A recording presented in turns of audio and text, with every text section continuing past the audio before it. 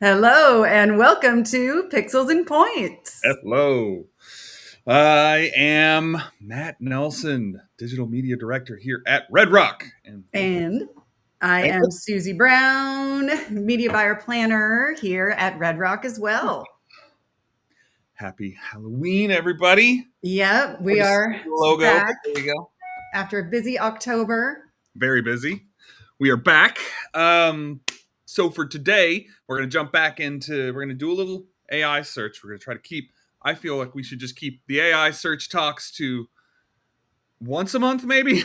Yep, well, it's constantly changing, constantly coming out with new things, new ways to optimize towards AI search. And now at least we have a little bit of data behind everything that has been going on, especially with Google. So that's kind of what our article is talking about today. New stuff. Yes. Yeah. It's moving. One of the things that's not in this article is that ChatGPT released its new browser, the Atlas, and I've been Yes. using it a little bit. Mostly, it's just ChatGPT, just asking it different questions, not as a search function, because it looks like it's using Bing as its search area, but it like when it does a search, it's going to send you to Bing. So that's Gotcha. information, but it's a whole browser. Just started playing with it, so more to come on that. But yeah, that's one of the bigger moves that's happened in all this AI battle. And I'm surprised that ChatGPT didn't come out with its own search like actual like Function. search engine.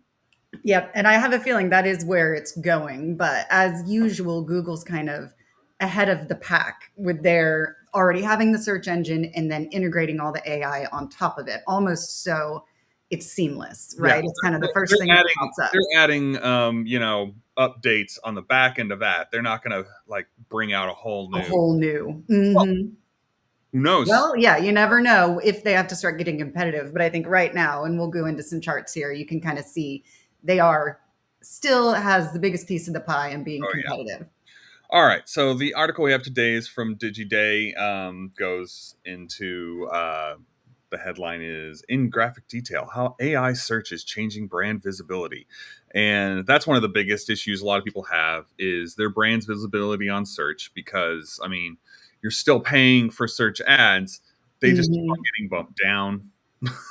Right. So you're Or ending up having to pay more for less. So, as from an efficiency standpoint, yeah, and we'll get into this a little bit, but let's just start at the first little graph we got here. yeah. So this is where they did a survey, and this is where people say their preferred source information comes from, and what they're Hmm. saying is AI powered search engines, and then other kinds of sites, Amazon, review sites, social, live, and editorial content.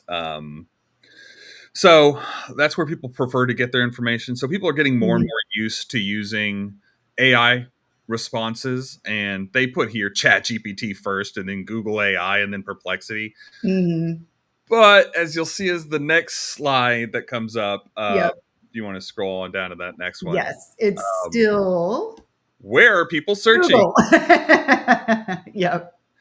They're not searching on ChatGPT. They're not searching on Perplexity. It's all the AI search engines are down at like 1%, while Hmm. Bing's at about 6%, and Google is still just at 90. It did dip below 90 for the first time last year, but it hasn't dropped a whole lot since Right. then. It still has the market share, the And lion's that's share. because they've gotten a lot better with their AI search. I think people Yes. were not happy that their Google didn't have any kind of AI search, and they were starting to go other places, and that's why their search fell off a little bit. And then they introduced all this the AI search that you can just click a button and get more information, and then ask it to do a deeper dive, and it takes you to Gemini, and it's a little bit clunky, but they're trying to appease Mhm. everybody. I think with that, where people like the old, I liked the way it was. Yes, they have a nice hybrid, I think, of both. It's And a I nice think working out the kinks. I remember we had probably last year we're talking about when they first came out with AI search and they were people were asking about, do I take Tylenol for this? And it was telling you to eat rocks or, all kinds of crazy things. But yeah, I think they're getting better, getting out the bugs as they go along. Another thing I thought was super interesting was looking at, obviously, the majority of like search engines versus AI powered search, where they said baby boomers are the only generation, that only demographic that still prefers traditional search engines, that hasn't just automatically adopted AI, which makes sense. Yeah. And then, of course, Gen Z is still doing search on social media. Yeah, and that's probably going to get bigger. TikTok is Mm-hmm. definitely getting bigger. TikTok has opened up its search advertising platform. That's for when people are searching for things on TikTok. That your branded content will show up first. So it's not like a traditional search ad like Google is. It's just a regular branded, or you can have a non-branded. You can have it. The social ad will Mm-hmm. show up in their profile higher up if you're specifically targeting those keywords. Yeah. Gotcha.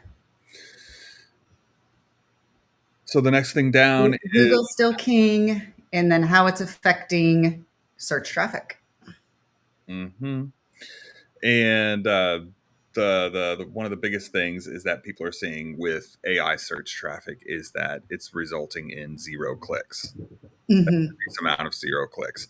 For Google, I can't tell you how many times I've tried to click through when somebody has like I specifically look at where that content came from when it's basically quoting a website or something like that. I Mm-hmm. will click through to that website, but I think that's more just me than everybody else. So Yeah, I usually take their word for it because I'm like, you gave me the snippet of information I need, but know well, that can be sometimes dangerous. it'll give me some information, but it doesn't get as detailed as I want for some of the information I'm looking at. A lot of Mm-hmm. times it's when I'm working on like a vehicle or something like that, or trying to do some programming on a computer or something like that. I need a little bit more.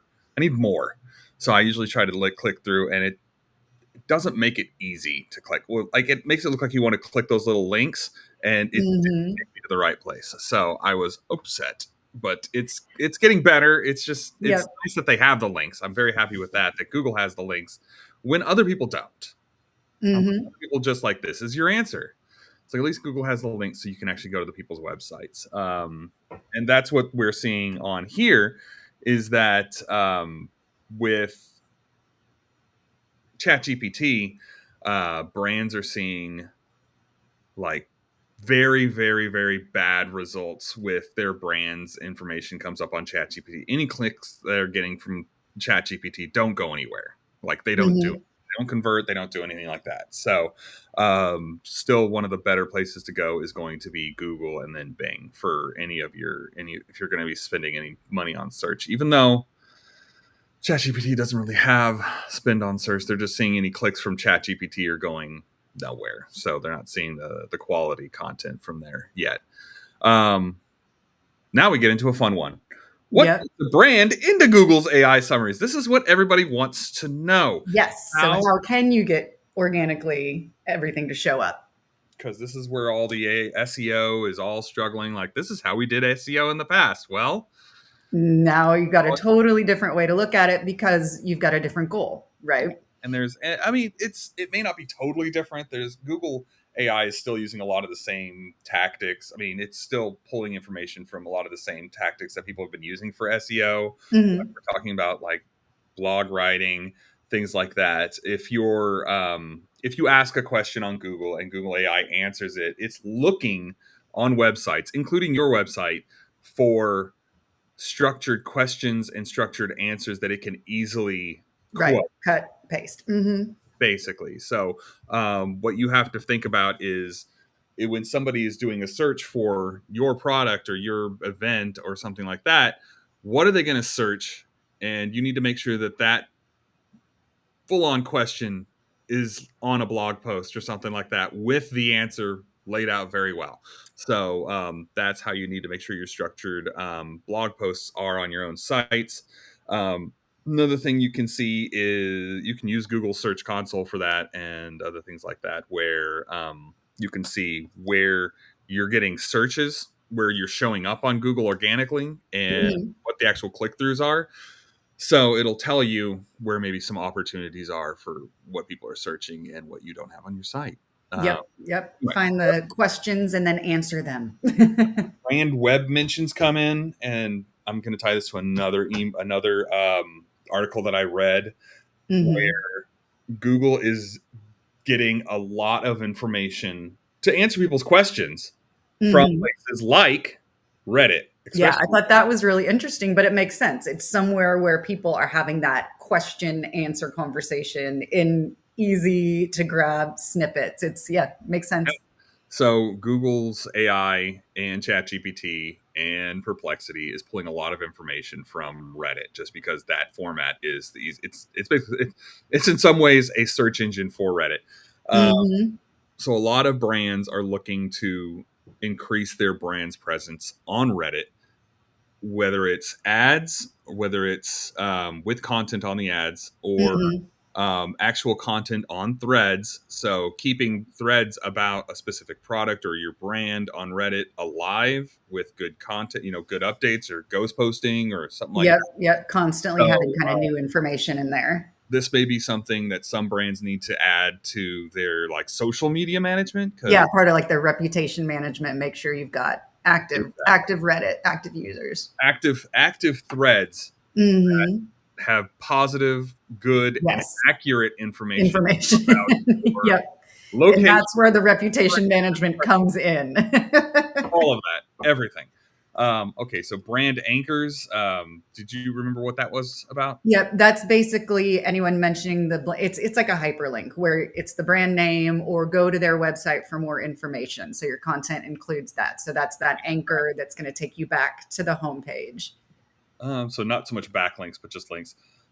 Search branded search volume is another reason if people are searching for, I don't know, windows in your area, Hmm. and you're getting a lot of volume on that because Google thinks that you're already a top window person in that area, then that's another thing that's gonna link to y'all's DR. What did I find DR meant? Oh, DR was domain rating. Domain So the rating, 1 through 10 scale, I think. which is an inside term supplied by the people who made this graph.